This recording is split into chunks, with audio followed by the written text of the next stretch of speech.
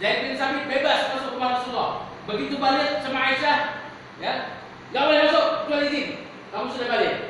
Ini menandakan kalau sudah balik mereka bukan sudah menjaga jarak. Kalau mereka belum balik boleh. Ya, belum balik, aurat kita itu seperti mahram. Kalau yang anak belum balik. Tapi begitu dia sudah balik, ya, maka kita ini sudah berpisah dengan dia. Bahkan boleh kita nikahi. Anak angkat boleh dinikahi secara hukum. Termasuk umur balik berapa? Umur balik paling besar 15, paling kecil 9, antara 9 dengan 15. Kalau sudah pernah haid umur 9 tahun sudah balik. Ada anak perempuan belum sampai 15, baru 10 tahun umurnya, 9 tahun dari atas, sudah keluar darah haid, maka dia sudah balik. Balik sholat, balik puasa, sudah. Kalau laki-laki kan? Kalau laki-laki sama 9 tahun sampai 15 tahun nunggunya. Ya, kalau umur 10 tahun sudah pernah mimpi, sudah pernah keluar air mani baik mimpi atau tidak, maka dia balik. Kalau laki-laki kita balik. Mimpi. Berarti kalau udah sunat belum mimpi belum balik kan? Benar? Belum. Ya udah sunat tapi belum mimpi. Belum. Belum kan? Ada yang udah sunat. Ya umur 3 tahun udah sunat. Udah balik belum? Belum. Sunat bukan balik. Balik itu umur. Karena kan anak-anak kecil udah sunat ke depannya sholat besar itu. Gak apa-apa. Jadi sebenarnya stopnya sebenarnya dewasa baru anak mau udah sunat belum, pokoknya di belakang anak-anak.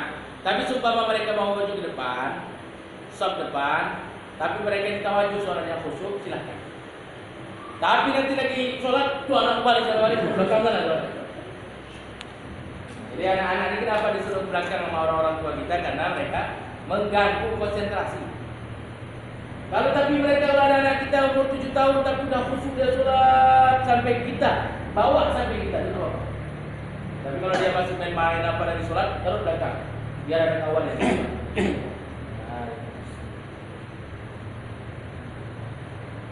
Jadi anak-anak memang stopnya di belakang baik sudah sunat ataupun belum.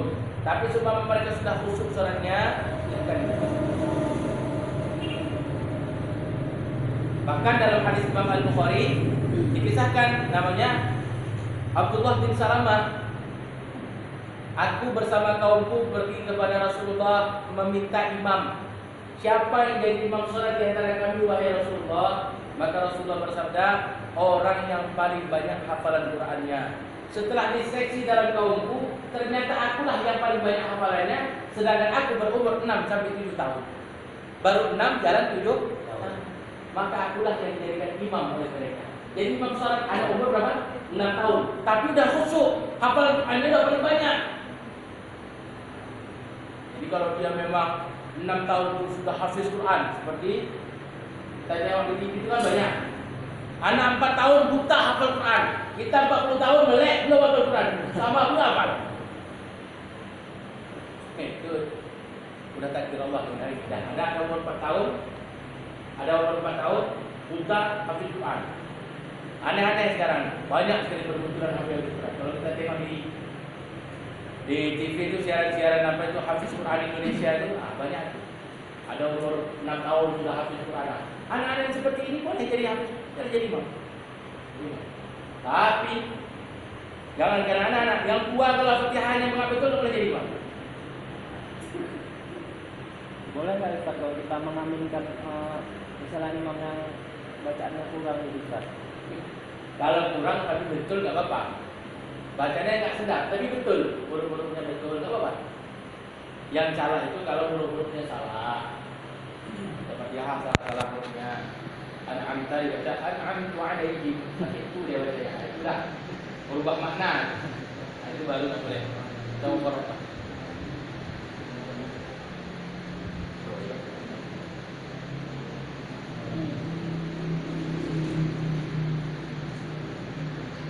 Syarat jadi imam ya aja Ustaz. Syarat jadi imam. Syarat jadi imam. Panjang. Jangan. Jangan. Ya. Ada beberapa cara jadi imam, nanti kita bahas atau sempat jawabin. Ada lagi. Sempat jawabnya enggak? Banyak cara jadi imam. Jadi nanti pembahasannya pas sholat berjamaah. Di antara salah satu syarat jadi imam adalah bacaannya benar, bukan orang umi. Siapa orang umi yang tidak boleh jadi imam? Orang yang salah satu huruf Fatihahnya salah. Belum bisa betul lagi. Tapi sudah belajar. Dia soal sah untuk dirinya, tapi tidak boleh jadi imam. Misalnya, ya, misalnya huruf H, seharusnya H dibaca H. Ar-Rahmanir-Rahim. Alah. Misalnya Ar-Rahmanir-Rahim. Tadi ada tasdid dia tidak baca tasdid. Iyyaka na'budu wa iyyaka nasta'in. Artinya sudah berubah. Kalau iyyaka artinya ta'usamis, sinar matahari. Sinar matahari kami menyembah jadinya. Kalau hilang tasdidnya, maka tidak boleh jadi imam. Dia hanya sah untuk sholat sendiri. Yang jadi imam itu orang yang benar bacaannya. Orang benar bacaan Fatihahnya, walaupun suaranya jelek. Suaranya nggak bagus, tapi huruf-hurufnya benar. Maka itu yang boleh jadi imam. Kecuali jamaahnya ada yang bisa. Jamaahnya di tes Fatihah ada yang bisa. Salah satu boleh maju. Walaupun salah boleh maju. Jadi orang umi boleh jadi imam untuk sama-sama umi. Orang yang salah Fatihahnya boleh jadi imam. Memang di belakang pun salah semua. Boleh jadi imamnya, boleh. Berarti dia sudah belajar. Tapi yang tidak boleh, ada yang hafiz Quran, ada yang qori, yang benar bacaannya. Yang jadi imam malah yang salah bacaannya. Ini tidak boleh. Tapi kalau sama-sama salah, boleh. Kita kumpul semua nih. Di tes Fatihahnya, nggak ada yang pas satu pun. Majulah salah satu. Boleh. Itu salah satu syaratnya. Allah. Kalau sholat yang bacaan sir kan Ustaz? Bacaan sir yang imamnya belum nggak tahu kita. Tahu apa enggak? tahu. Kita tahu nggak imam itu salah bacanya? Kalau kita tahu imam itu salah bacanya, parah kali memang keluar dari apa? Maka nggak boleh. Tapi kalau kita nggak tahu ini betul nggak bacaan mu'alif? Soalnya sholat sir udah boleh nggak? Nggak tahu. Kalau Ustaz, kalau misalnya lupa kunut itu pakai sujud sahwinya Ustaz? Lupa sujud, lupa kunut subuh. Pakai sujud sahwi tidak? Sunnah pakai sujud sahwi. Kalau tidak pakai sujud sahwi sah sholatnya? Sah. Jadi kunut itu hukumnya sunnah, sujud sahwi hukumnya sunnah. Kalau nggak pakai kunut, nggak pakai sujud sahwi, sholatnya sah nggak? Sah. Jadi umpama dia kunut hukumnya sunnah. Kunut lupa, sunnahnya sujud sahwi. Sujud sahwi juga lupa atau sengaja nggak sujud sahwi. Benarkah sholatnya atau sahkah sholatnya? Sah. Karena rukun sholat itu 13. Kunut itu tidak rukun sholat, dia sunnah dalam sholat. Wallahu a'lam bishawab.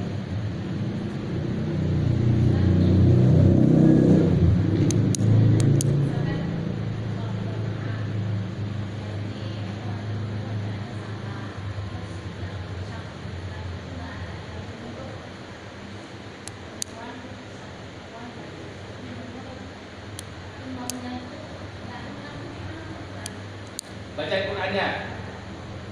Misalnya salah baca atau lompat ayatnya entah apa. Baca ayat ini, larinya wal asri. Illal ladzina amanu wa 'amilus shalihati wa tawassaw bil haqq. Baca ayat ini tadi lompatnya ke wal asri misalnya gitu. Yang di belakang tidak ada yang negur. Perempuan boleh enggak menegur? Perempuan tidak boleh negur. Cukup kasih syarat. Kalau enggak diindahkan juga ikut ya terus. Nanti habis sholat Pak Imam salah tadi Pak. Jadi perempuan tidak boleh bersuara.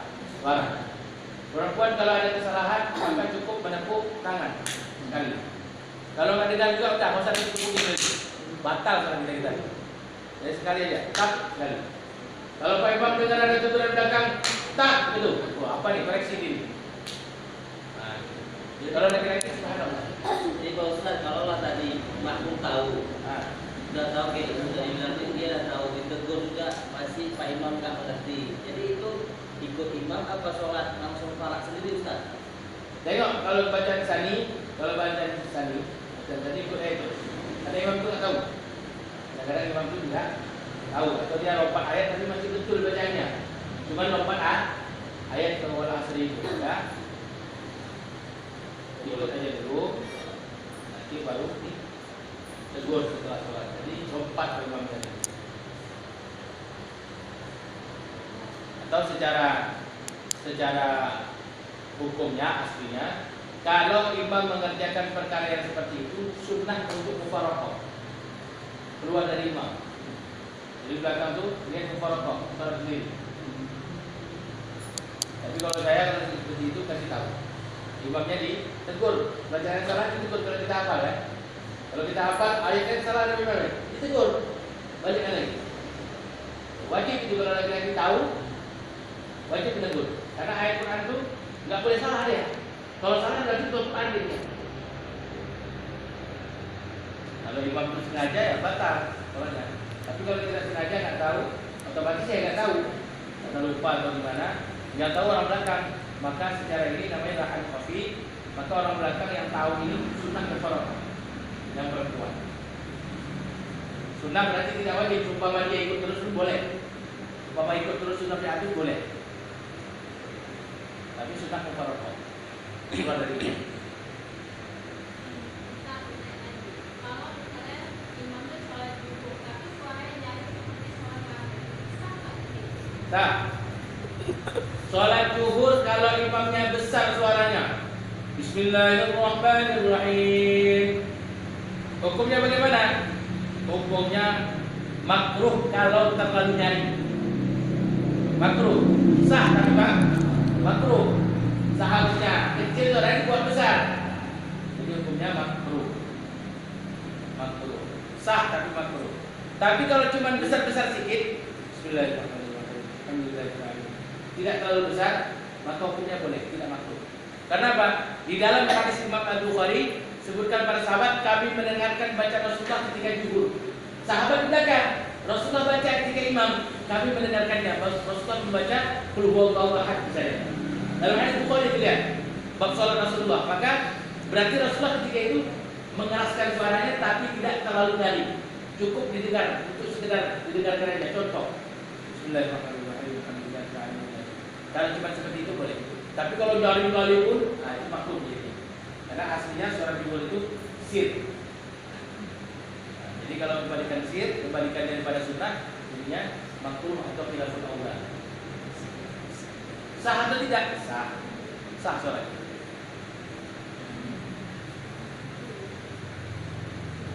Kalau jamaah yang kuek sawang kan Ustaz? Jamaah di samping kadang Baca-bacanya besar. ah, Makruh. Yang membuat perkara makruh dalam sholat menghilangkan pahala berjamaah. Jadi ada makruh di belakang. Bismillahirrahmanirrahim. Kita sampai ikut betul-betul kok jadi kan? Akhirnya orang ini seperti ini hilang pada jamaah. Kenapa? Makruh. Dia membuat perkara makruh, mengganggu. Cukup baca didengar oleh dirinya sendiri aja. Bisikan-bisikannya. Asir baca. Cukup sir. Kalau sampai mengganggu ke kawan, berarti dengar kawan sebelah, itu jadi makruh. Tidak baca tapi makruh.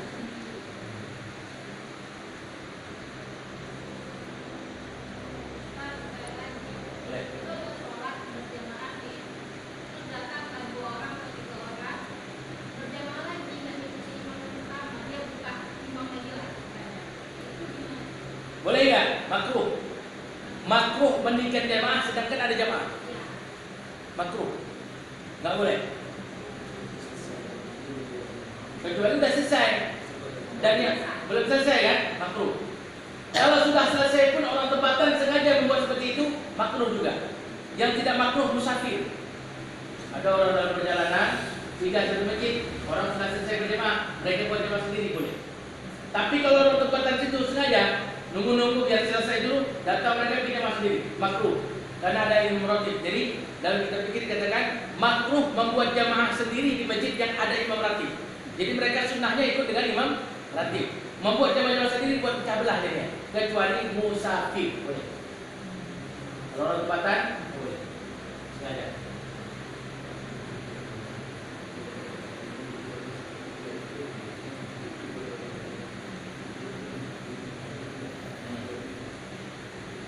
Kecuali apa tadi? Kecuali perkara-perkara yang menyebabkan mufaraqah. Ada lagi. Macam orang perempuan tadi tahu bacaan salah-salah imam. Mereka sholat sendiri boleh tak? Boleh. Jangan imamnya salah. Buat berjamaah lagi. Tak berjamaah lah sendiri. Tapi nggak boleh berjamaah lagi kan? Ya. Buat jamaah sendiri perempuan belakangan. Bukan sendiri.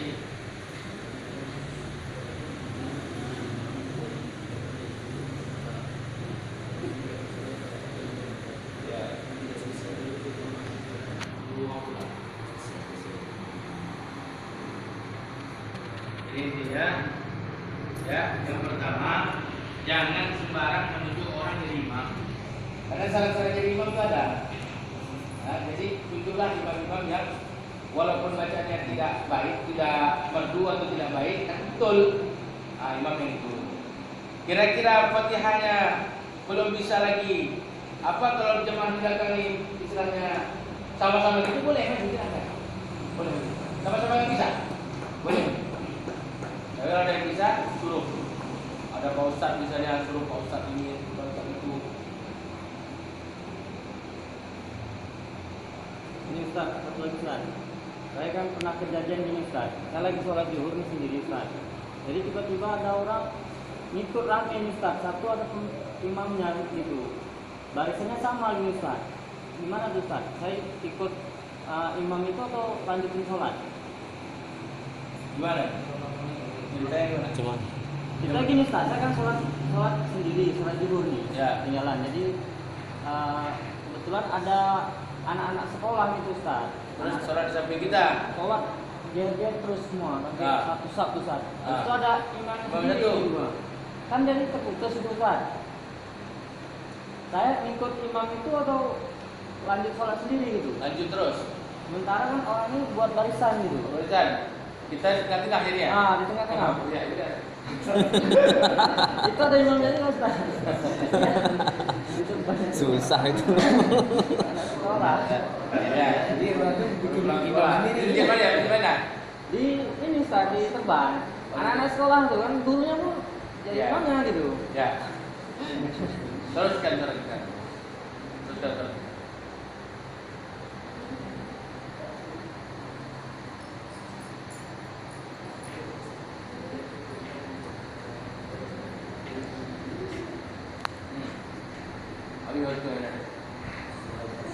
Tolak. Ya. Nanti kita bahas lagi. Jadi mahram dah paham ya? 12 mahram, 7 dari nasab, 4 dari permusaharah atau pernikahan, 1 yang tidak boleh dinikahkan dalam satu pernikahan. Yang satu ini kalau itu batal nih. Adik ipar kita. Kita nikah sama kakaknya, adik ipar kita bersentuhan batal. Karena dia mahram sementara namanya. Selagi akak kita langsung menikah sama kita, dia yang boleh kita nikahi. Akak kita pergi ke mana saja, dia yang cerai. Ambil adik yang boleh. Bawa lagi. Ustaz ini tu agak baik. Intinya mahram yang terakhir yang satu itu namanya mahram sementara. Sementara menjadi istri kita kakaknya, adiknya tak boleh kita ambil. Bibinya tak boleh. Tapi begitu dia sudah kita ceraikan atau sudah meninggal, boleh mengambil. Dan dari segi batal wudhu. Dengan adik ipar batal wudhu. Kalau kita sholat masbuk Ustaz, Ya. masbuk kan belum selesai. Tiba-tiba ada yang belakang bagi kode untuk kita jadi imam kan Ustaz? Ya. Boleh? Boleh apa tak? Boleh. Kita masbuk, nambah 2 rakaat. 5 rakaat, tam, boleh. Boleh tidak? Boleh. Jadi kita tetap 2 rakaat lagi. Kita 2 rakaat lagi, masa kayak 5 rakaat itu lagi. Dia nambah. Yang dia yang nambah. Kalau kita ada sisa 2 rakaat, ada di belakang sholat zuhur, nambah 4 rakaat. 6 rakaat jadi kita tak sah. Jadi kita tetap 2, nanti dia yang nambah 2 rakaat. Wallahu a'lam. Alhamdulillah.